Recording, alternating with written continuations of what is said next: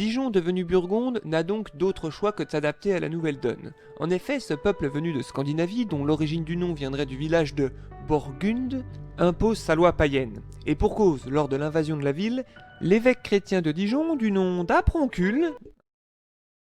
Si, je t'assure. Je précise que j'invente absolument pas les noms, hein. Bref, ce mec dut se barrer en sautant carrément par-dessus le castrum. L'atterrissage dut être sympa. Enfin bon, Aproncule, la vache j'arriverai jamais à me faire à ce nom, se précipite alors vers un royaume barbare voisin, mais lui christianisé, celui des Francs. Et il réussit alors à convaincre Clovis de venir libérer la ville. C'est ainsi qu'en 501, les Francs débarquent et foutent dehors les Burgondes de Dijon, vainquant le roi burgonde Gondebaud grâce à la trahison de son frère Godgisel. Une fois de plus, je n'invente rien. Cette fois-ci, Dijon devient franque, les évêques se réinstallent et le christianisme reprend son œuvre. Suite à la réinstallation des évêques dans la ville, ceux-ci mettent en place l'embryon d'une première abbaye, celle de Saint-Étienne, qui stimulera l'économie de la ville.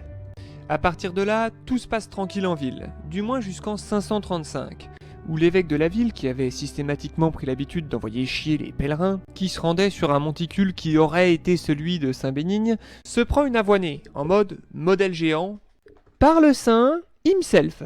Alors bon, se faire engueuler par un saint, c'est pas un truc qui arrive tous les jours, hein. On est bien d'accord, et ça même si c'est pendant un rêve, hein. D'ailleurs, pour la petite histoire, ça l'a tellement secoué le mec qu'il a retransmis les paroles du saint qui est venu lui causer pendant qu'il était en train de pioncer.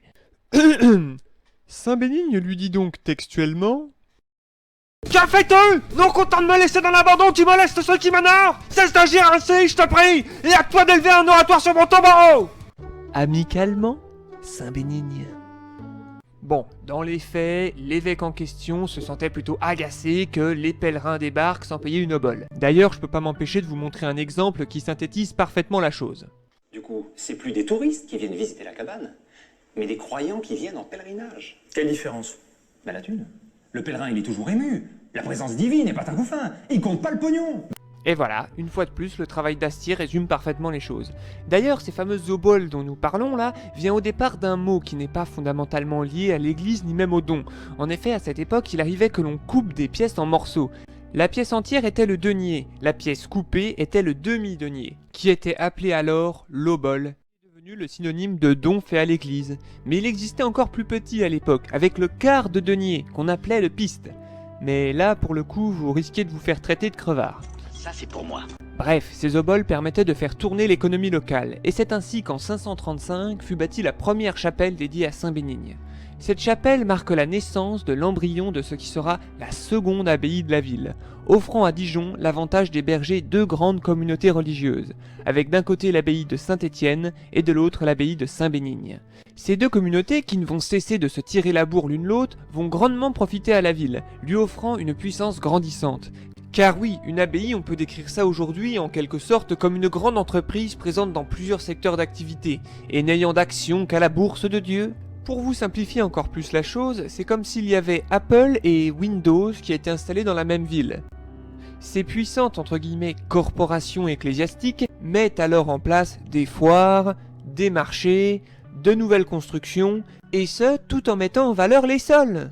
D'un point de vue géopolitique, les choses changent également. Il faut dire que nous arrivons sous le règne de ce grand organisateur qu'est Charlemagne. Dijon fait alors partie d'un immense empire, divisé en une multitude de zones appelées pagis.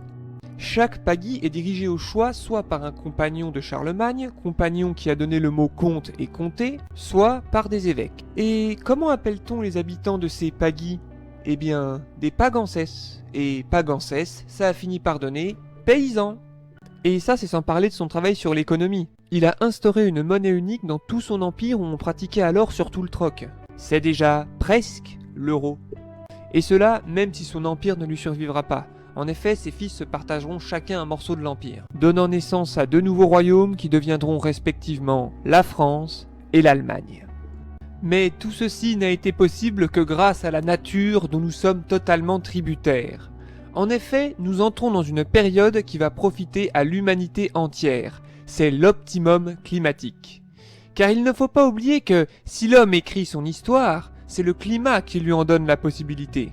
Chose qui apparemment n'est pas claire dans la tête de certains. Aux abords de l'an 900, la planète à cette époque commence petit à petit à se réchauffer, et pour une fois, c'est pas de notre faute. De plus, cela nous aura été très bénéfique. Ce phénomène va offrir à l'Occident un essor sans précédent. Grâce à des hivers moins rigoureux, des étés plus chauds, les récoltes se trouvent favorisées, éloignant ainsi le terrible spectre de la famine. L'Europe se met alors à se couvrir de moulins, des métiers à tisser dynamisent l'industrie textile. Les charrues décuplent la force des paysans dans des champs nouvellement défrichés, les hauts fourneaux produisent fer et acier. Les chiffres parlent d'eux-mêmes. Durant l'optimum climatique qui battra son plein à partir de l'an 1000, la population européenne passera de 30 à 75 millions d'habitants. Ces cieux plus propices sont même visibles sur la carte de la ville. La cité commence à se redéployer, à ressortir du castrum derrière lequel elle s'était calfeutrée à la chute de l'Empire. Un véritable petit bourg se développe en dehors du castrum, autour de la chapelle dédiée à Saint-Bénigne. C'est la naissance de ce que l'on va appeler en toute simplicité le bourg Saint-Bénigne. Bah oui, inutile de se compliquer la vie. Le phénomène de l'optimum climatique fait donc son œuvre, offrant de nouvelles possibilités de développement que l'humanité va s'empresser d'exploiter. Ainsi, le développement de nouvelles voies commerciales, qui offrent en plus à Dijon le fait d'accroître sa puissance, lui permet également d'être de nouveau reconnecté au monde. Les marchandises venues du lointain, depuis le point d'arrivée de la route de la soie qu'est Constantinople, peuvent, suite à une longue route, finir par atteindre la ville. Et c'est sur cette image de ce nouveau Dijon florissant que se termine cet épisode.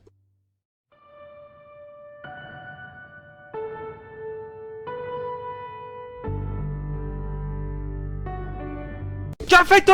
Non content de me laisser dans l'abandon, tu molestes ceux qui m'honorent? Cesse d'agir ainsi, je te prie, et à toi d'élever un oratoire sur mon tombeau!